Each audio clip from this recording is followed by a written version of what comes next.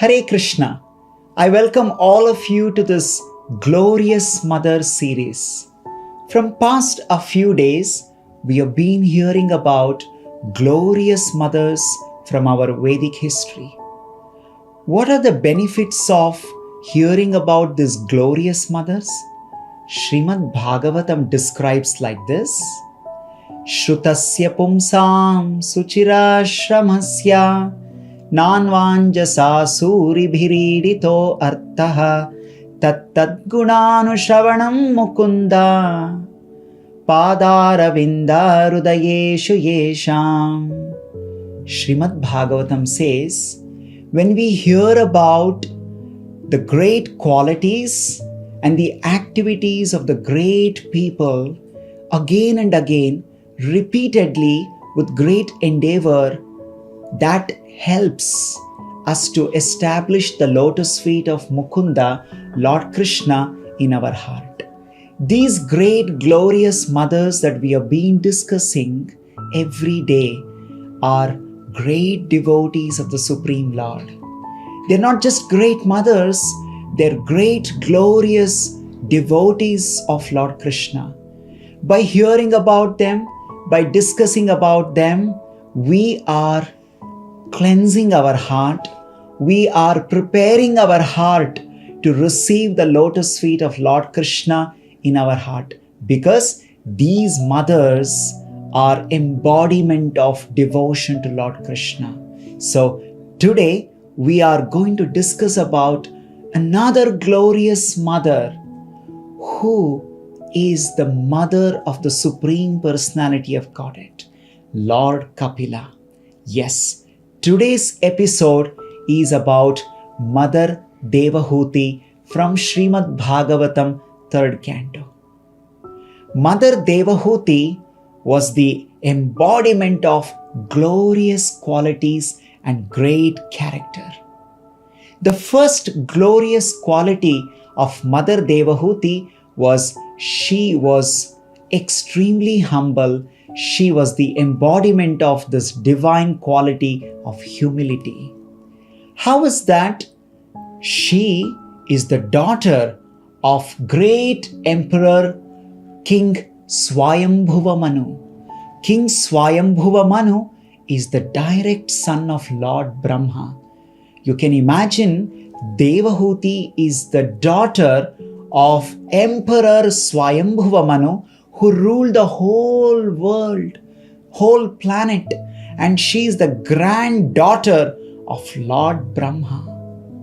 She is also the sister of two great emperors, King Uttanapada and King Priyavrata Maharajas. She is also the paternal aunt of the celebrated devotee Dhruva Maharaj. This is her background.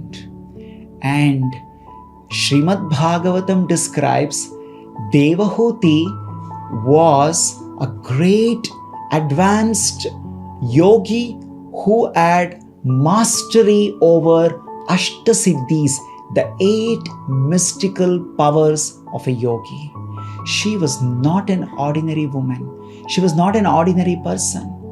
She by birth had mastery over the 8 great mystical powers called Ashtasiddhis. And this is her background. She was also extremely beautiful. It is described in Bhagavatam, once she was playing with a ball on the terrace of her palace in the garden. There was a garden on the terrace of her palace, King Swayambhuva Manu's palace. And at that time, there was a Gandharva by name Vishwavasu was traveling in the sky on his airplane, and he happened to look at this Devahuti on the planet Earth. She was playing, and he was so fascinated, he was smitten by the beauty of Mother Devahuti, and he was infatuated by looking at her. He couldn't control himself, he immediately fell down from his aeroplane. That was the beauty of this great lady Devahuti. So she was extremely beautiful. She comes from a great dynasty of Lord Brahma, King Swayambhuva Manu, King Uttanapada, King Priyavrata, and she was born mystic. She had complete control over Ashtasiddhis, and this was the background of Devahuti. And this great lady, she accepted Kardama Muni, a great sage, as her husband. This shows the humility of Devahuti. Just imagine in this world when there is a lady who comes from a royal background, royal family background, whose father is emperor. She grew up in all comfortable life, filled with palatial facilities and comforts, was marrying a simple hermit, a great sage, Kardama Muni, who was living in a hut, who was not living in palace, who was living in a simple hermitage. So this shows that Devahuti, she was having this quality of humility. And what is that humility? She was simply not interested in the royal palatial comforts and facilities, but she was interested in the spiritual goal of her life. And this is the first quality of this great glorious mother, Devahuti. And the second quality of Devahuti is that she was completely a chaste wife and she was austere. As I told you that she married Kardama Muni, he is a Muni, he is a sage, and he was living in a small hut that was built. The house of Kardama Muni was built with leaves, Parana Kutira, made of leaves, simple, no facilities. Even though she did not get any facilities in the beginning of her married life, but she was not frustrated, she was not disappointed, she was not angry, but she was completely devoted to her husband Kardama Muni, and she completely satisfied with great devotion towards Kardama Muni. This shows that she was a chaste woman. Chaste woman means completely devoted to her husband, who without any other expectations in the mind only thinks of husband's happiness. And when we say this, we also must keep in our mind that Kardama Muni was not an ordinary person. This criteria is not applicable to all men. The women, when they are chaste, at the same time it is expected the man, the husband, must also be an extraordinarily qualified, like in the case of Kardama Muni. Kardama Muni was a self-realized sage. He was a great devotee of the Supreme Lord Krishna because he had performed tapasya on the banks of Saraswati river for 10,000 years.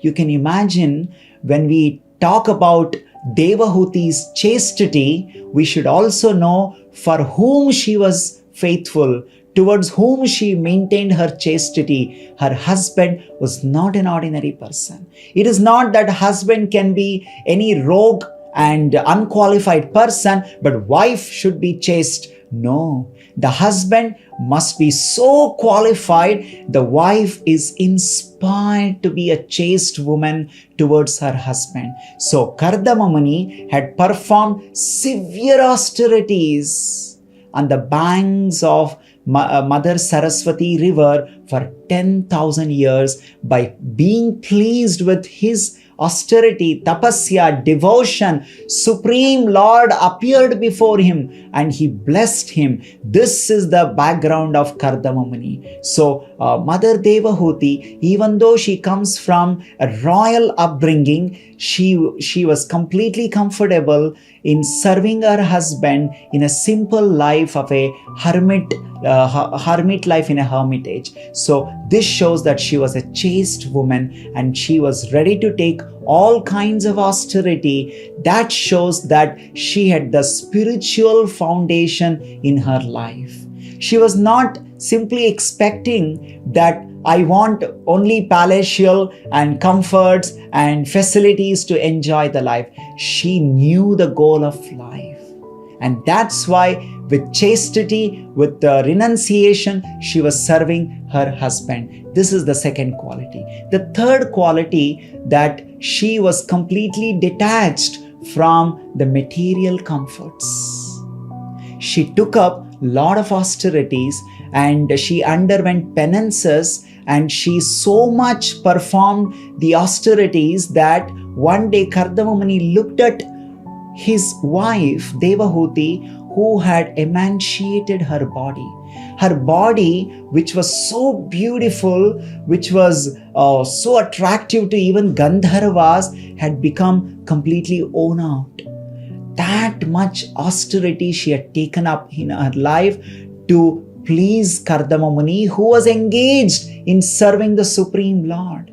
When we say that she was engaged in serving Kardama Muni, not that Kardama Muni was engaged in sense gratification like today's men that we see in this world. No, when the wife is engaged in the service of her husband, the husband is engaged in the service of the Supreme Lord completely in unalloyed devotion service. So that is most important.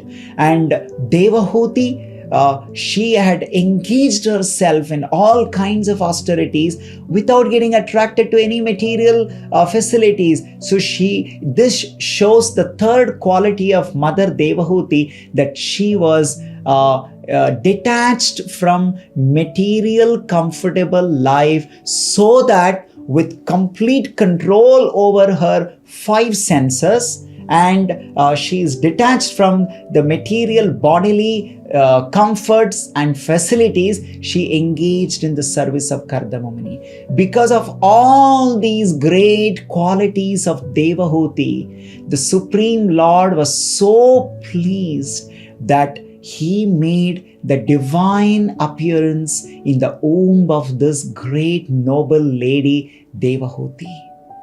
We can understand, if the Supreme Lord is appearing, she cannot be an ordinary woman. She must have these great qualities.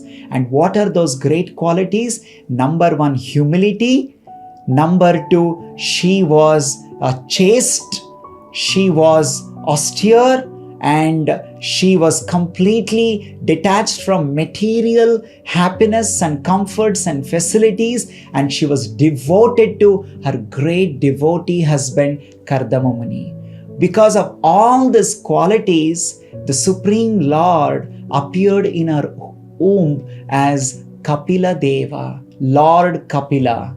And third canto Srimad Bhagavatam glorifies Mother Devahuti with all these noble, divine and glorious qualities. And she became the glorious mother because the Supreme Lord was so pleased with her qualities that he made his appearance in the womb of Devahuti. And that's how she became a glorious mother, because of all these reasons.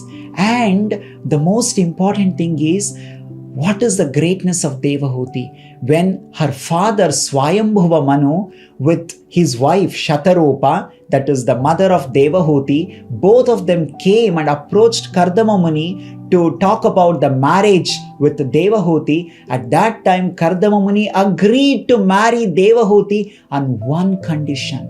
And that condition is something very surprising. Kardama Muni said, I will marry your daughter Devahuti on this condition. The condition is, as soon as I beget children, I immediately renounce my family life and I will renounce to the forest. I will completely accept renunciation and take up sannyas. That means I'm not going to be with your daughter. I'm not going to be with my wife and continue to be in the family life. Even after hearing this, her husband Kardama Muni is going to leave her, going to renounce her and go to the forest. Devahuti married Kardama Muni. She was the daughter of King Swayambhuva Manu. There were many Gandharvas, Vidyadharas, Kinnaras, Kimpurushas, Devatas were standing in the queue to marry her. She was not some ordinary woman. There were many qualified people. But she chose to marry Kardama Muni because Kardama Muni was a great devotee of Lord Krishna. So Devahuti was very clear in her mind who should be her husband.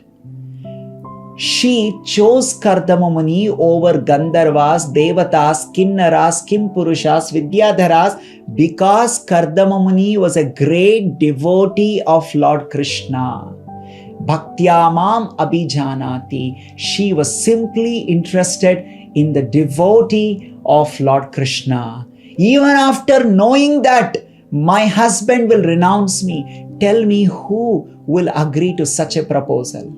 That, oh, my husband will leave me after some number of years. Will you still marry such a person? No, but Devahuti is agreeing because getting the association of a devotee is not so easy in our life. Sadhu Sangha, Lavamatra Sadhu Sangha, Sarva Siddhi Hoya, Sarva Shastra Kaya.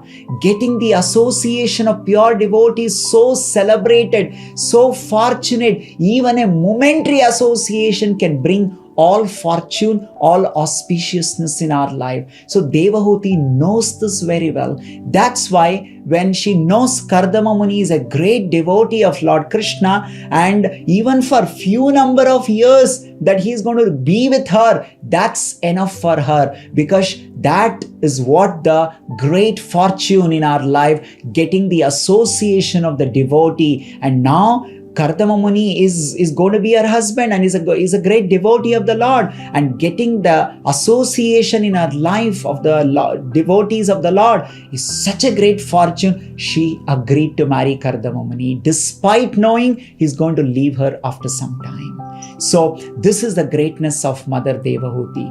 And she, when she got Supreme Lord as her son, Kapila, she demonstrated another aspect of humility. What is that? She herself is a great devotee, comes from such a great lineage. She is a granddaughter of Lord Brahma, sisters of another two great devotees, Uttanapada Priyavrata and Swayambhuva Manu. But still, she sat down and she was listening to her son.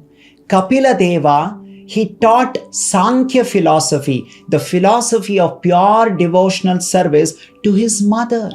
Here we can see that even though she is a mother, but she was sitting down and hearing seriously about devotional service from her own son, from her own child. She did not have any ego. Oh, I am the mother. Why should I hear from you? I am the great mother, come from a great lineage. Who are you to teach me? No.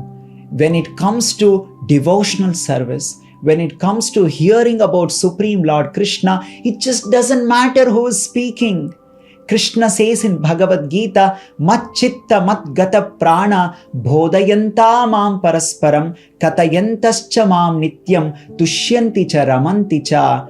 Krishna says, my devotees are so absorbed in thinking of me, in remembering me, in talking about me, in conversing about me. They take great delight in all these things. So Mother Devahuti, because she's such a great devotee of Lord, that she was so happy to hear and be instructed from her own son.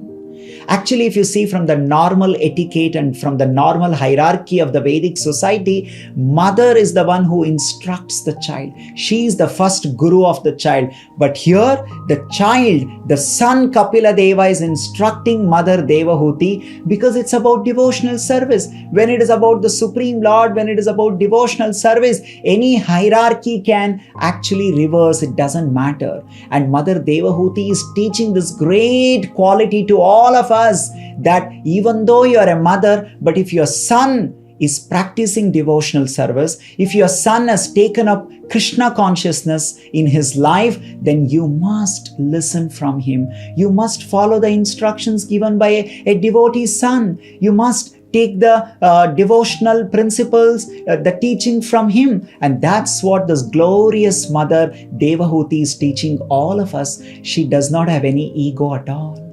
And she was so eager to hear about Lord Krishna, as Bhagavatam says, Shunvatam Swakatham Krishna Punya Shravana Kirtanaha Hrudayantastahi Abhadrani Vidunoti Suhrit Satam Shunvatam Swakatham Krishnaha.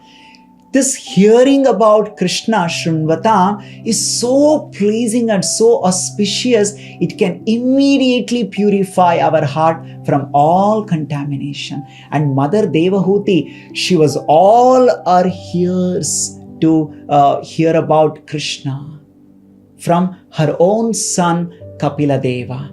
That is what a great quality, the glorious quality of Mother Devahuti is, that she's so eager to hear about Lord Krishna even from her own son. Just like, we see this when Shukadev Goswami was speaking Srimad Bhagavatam, his own father Vyasadeva was sitting down and he was hearing from the mouth of his own son Shukadev Goswami. So all these things tell us that whether you are a father, whether you are a mother, but when it comes to hear about the devotional service, about Lord Krishna, it doesn't matter. You hear from them. And here is an example of this Devahuti, glorious mother, teaching the same principle.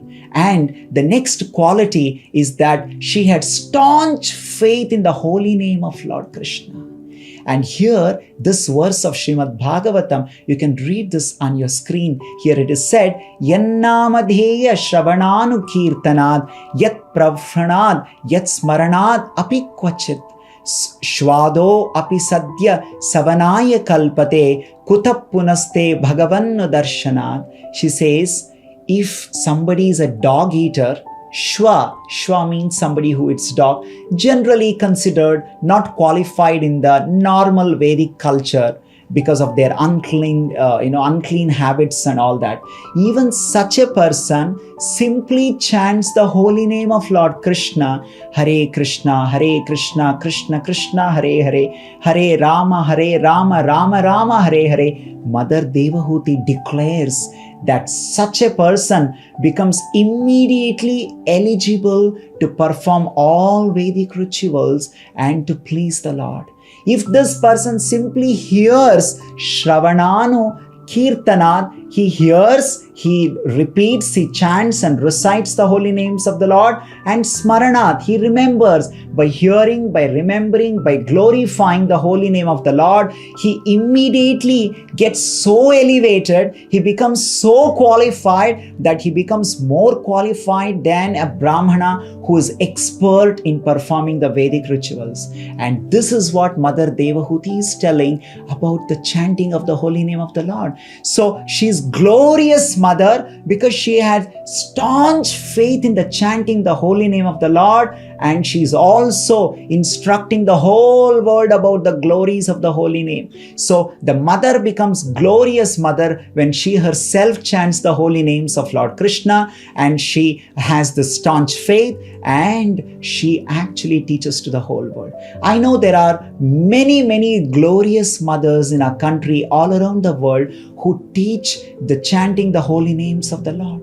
I have seen in my childhood while upbringing, there are many mothers who teach Vishnu Sahasranama and some Devaranamas and some the chantings and shlokas of the holy names of Lord Krishna in childhood, so that the children can pick up and recite these holy names and chant holy names like this. So these are the glorious qualities of our mothers. Please let us know in comment section, did your mother teach you to chant some shlokas? Did your mother encourage you to chant Hare Krishna mantra? She is glorious mother. If not, doesn't matter. And just like there are good mothers who are ready to listen to their sons and they're ready to pick up chanting of Hare Krishna mantra. There are many mothers, the mothers of the devotees in our Hare Krishna movement, who have learned to chant Hare Krishna mantra after their sons have become devotees in Hare Krishna movement.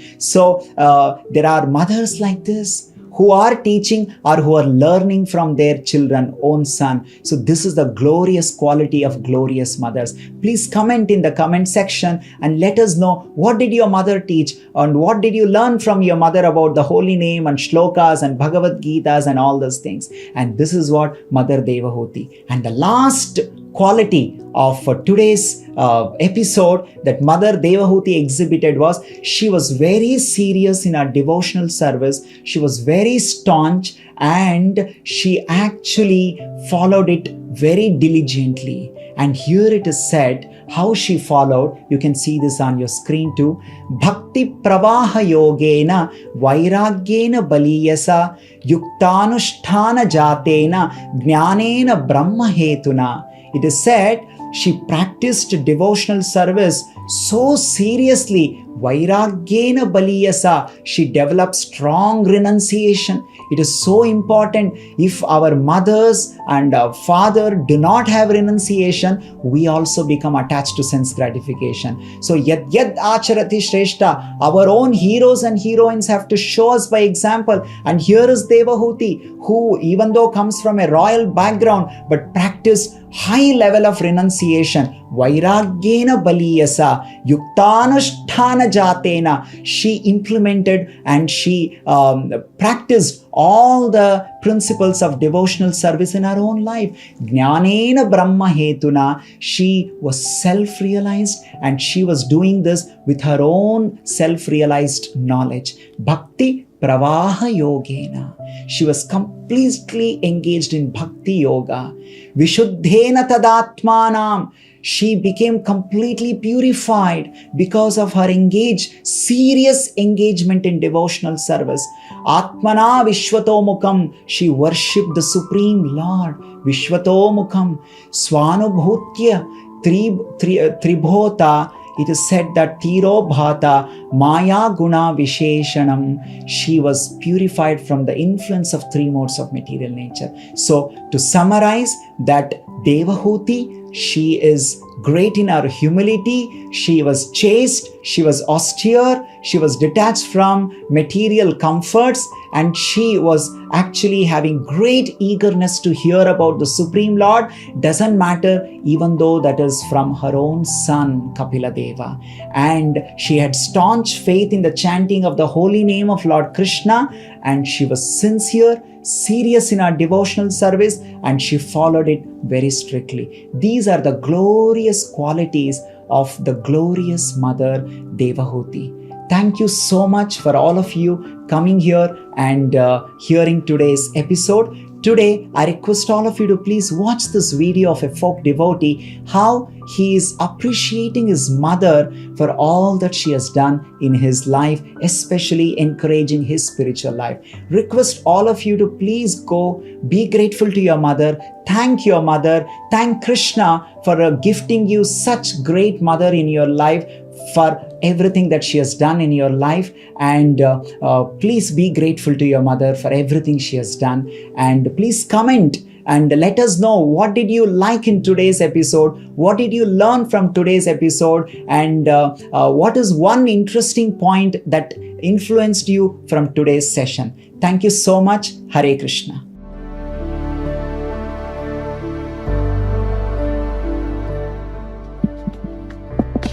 Hare Krishna Ma, happy Mother's Day. Please bless me. You used to narrate amazing stories from Ramayana and Mahabharata, which taught me Indian values and culture and laid a strong foundation for my devotion to Lord Krishna. Thank you so much for being the first guide in my spiritual life. I'm so fortunate to have a mother like you, and I thank Lord Krishna for blessing me with such a wonderful mother. Happy Mother's Day once again, Ma. Dear folks, this Mother's Day, let us express our gratitude towards our loving mothers by highlighting how they have guided us in our spiritual life. Let us make them feel special. Hare Krishna.